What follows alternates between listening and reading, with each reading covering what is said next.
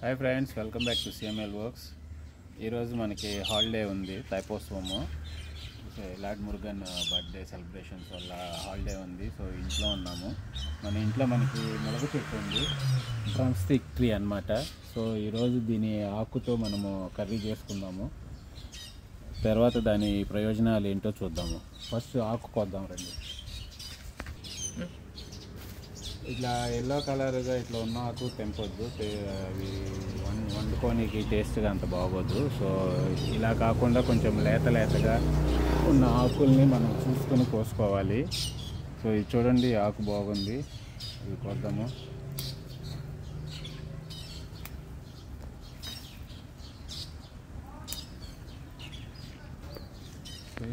Okay, మనకు ఇంతైతే దొరికింది, ఇంతైతే కోసాము ప్రస్తుతానికి. ఇది మనము వెళ్ళి వాష్ చేసుకుని ఫర్దర్ ప్రాసెస్ చేద్దాం రండి. సో ఆకులను అయితే ఫ్రెష్గా చెక్ చేసుకోవాలా, ఫ్రంట్ అండ్ బ్యాక్. ఎలాంటి మన దోమ మస్కిటో ఎగ్స్ కానీ ఏమన్నా ఉన్నాయేమో చూసుకోవాలా. ఇట్లా ఎగ్స్ ఆకుని ఇట్లా దూసుకుని చేసుకోవాలా. ఇట్లా లేతగా ఉంటే ఈ చిన్న స్టెమ్ కాడను కూడా వేసేసుకోవచ్చు, లేతగా ఉంటే మాత్రము. కొంచెం ఉన్నా పర్వాలేదు, హార్డ్గా ఉన్నా ఇట్స్ ఓకే, బట్ చూసుకొని చేసుకోండి. ఓకే గైస్, ఇందాక అది ఆకును అయితే ఇట్లా ఒలుచుకుని శుభ్రంగా ఒక 3-4 టైమ్స్ వాష్ చేసుకోవాలా. సాల్ట్ వేసి వాష్ చేశాను అనమాట నేనైతే. మీరు కూడా సాల్ట్ వేసి వాష్ చేసుకొని దేనికైనా మంచిది. సో ఇవన్నీ ఇట్లా చేసుకున్నాక కావాల్సిన పదార్థాలు రెడీ చేసుకున్నాము. సో ఇక్కడ వచ్చేసి ఇవన్నీ తిరగమాత కోసం అన్నమాట. కరివేపాకు, ఎండుమిర్చి, ఇవన్నీ తిరగమాతకు సంబంధించినవి.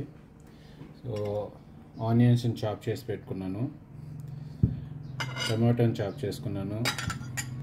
ఇది వచ్చేసి జింజర్ గార్లిక్ పేస్ట్ అయితే కాదు, అది కరాస్గా కొంచెము పొడిగా వచ్చేలాగా చేసుకున్నాను.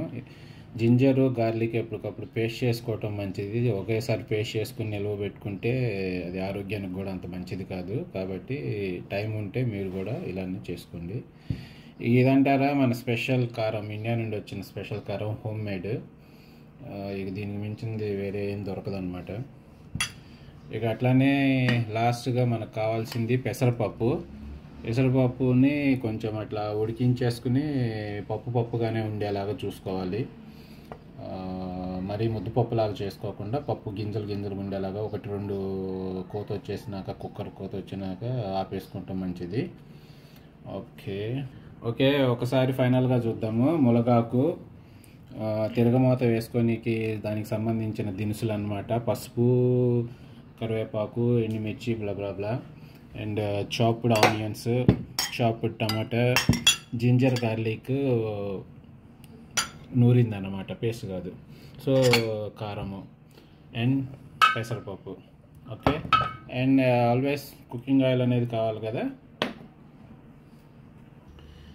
ఓకే, బాండీ అయితే హీట్ అయింది, మనం ఇప్పుడు ఆయిల్ పోసుకుందాము. ఈ మాత్రం ఆయిల్ ఉండాలి, ఎందుకంటే ఆకుని ఫ్రై చేసుకోవాలి కదా ముందు. సో కొంచెం ఆయిల్ ఎక్కువగానే తీసుకున్నాను నేను. ఈ మాత్రం ఆయిల్ హీట్ అయింది. సో దినుసులు అయితే ఇవన్నీ వేసేసుకుందాము.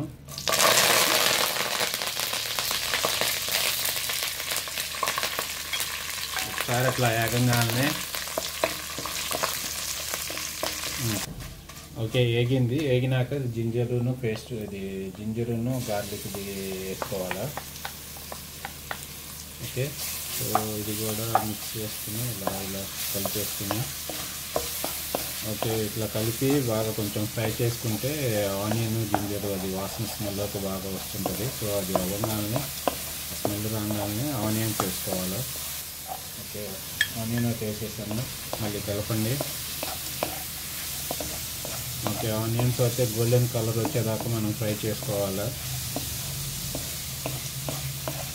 ఓకే, ఇప్పుడు మనం టర్మరిక్ అయితే పెట్టుకున్నాము. పసుపు వేసి మళ్ళీ ఒకసారి కలుపుదాము.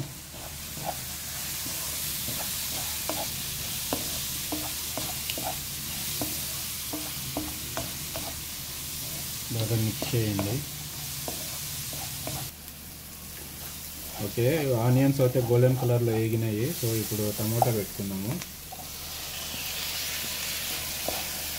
మిక్స్ చేయండి బాగా.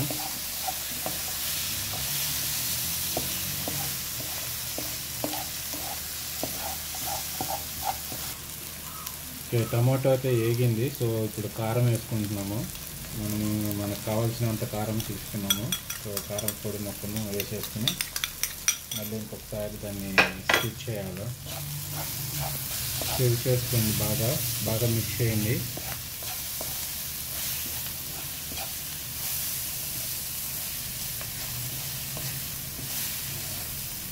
తెలిసింది కదా. ఒక హాఫ్ కప్ అయితే నీళ్ళు తీసుకున్నాను. కొంచెం నీళ్ళు పోసుకుని మళ్ళీ ఒకసారి మిక్స్ చేయండి.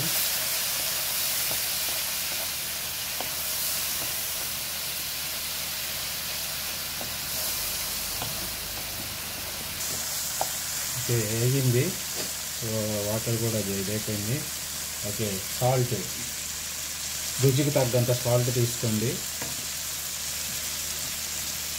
సాల్ట్ వేసి, నేను పింక్ సాల్ట్ వాడతాను, అందుకని పింక్ సాల్ట్ తీసుకున్నాను. మీకు ఏది కన్వీనియంట్ ఉంటే ఆ సాల్ట్ తీసుకోండి.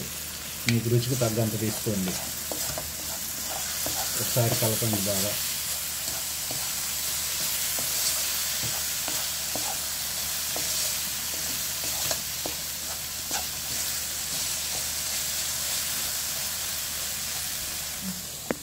ఓకే, ఇప్పుడైతే అది ఫ్రై అయింది కదా. సో ఆకు వేస్తున్నాం మనము.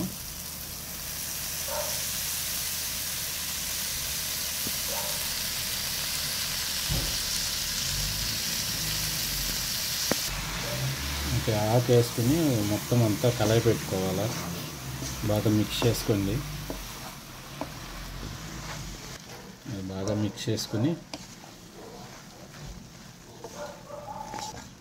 ఓకే ఇట్లా బాగా మిక్స్ చేసుకున్నాము. మిక్స్ చేసుకున్నాక కొంచెం సేపు ఓకే ఇట్లా మిక్స్ చేసుకున్నాక ఒకసేపు అయితే మనం మూత పెట్టుకుందాము. అది మగ్గే వరకు ఆకు ఎంతసేపు అనేది మీరు చూసుకోండి, మీ ఫ్లేమ్ని బట్టి. మధ్య మధ్యలో ఒకసారి ఇలా కలయి పెట్టుకోవాలి, తిప్పుకోవాలి, మిక్స్ చేసుకోవాలా. సో ఒకసారి చూడండి.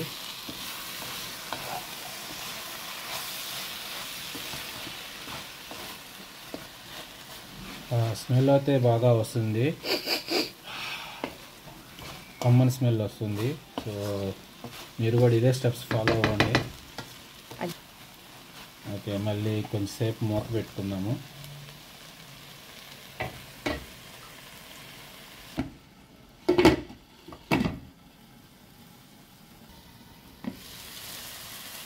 ఓకే, ఆకు అయితే రెడీ అయినట్టుంది. ఒకసారి ఇలా తిప్పుకుని మొత్తము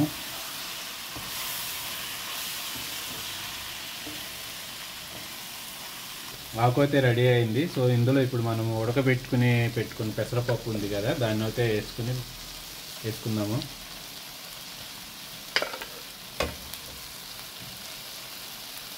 మొత్తం ఇప్పుడు కలయి పెట్టుకోవాలి, మిక్స్ చేసుకోవాలి బాగా.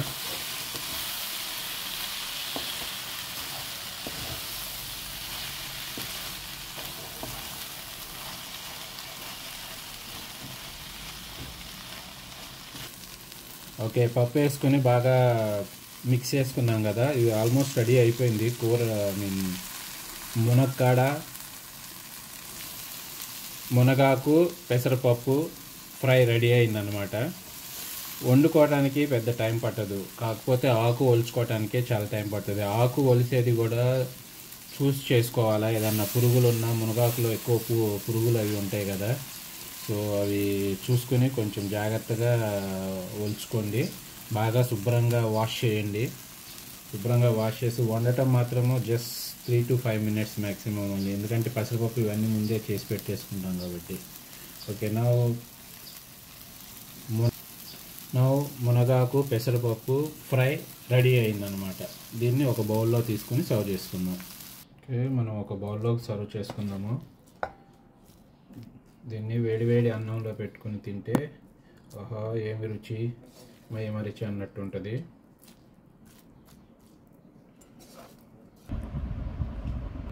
ఓకే, కూర అయితే వేడివేడిగా రెడీ అయింది. వేడివేడి అన్నంలో కూర కలుపుకుని, ఎప్పుడైనా కూర ఒక ముద్దకి 2 ముద్దల కూర తీసుకుని తింటే ఆరోగ్యానికి చాలా మంచిది. సో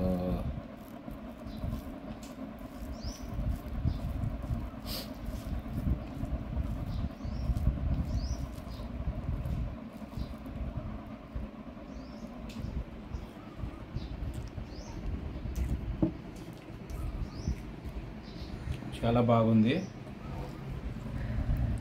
ముఖ్యంగా మునగాకు చాలా ఆరోగ్యానికి చాలా మంచిది. మునగాకు, మునక్కాయలు, డ్రమ్ స్టిక్ లీఫ్ అన్నమాట. సో వీలైతే మీరు కూడా మునగాకు అవి తీసుకుని ఒకసారి ట్రై చేయండి.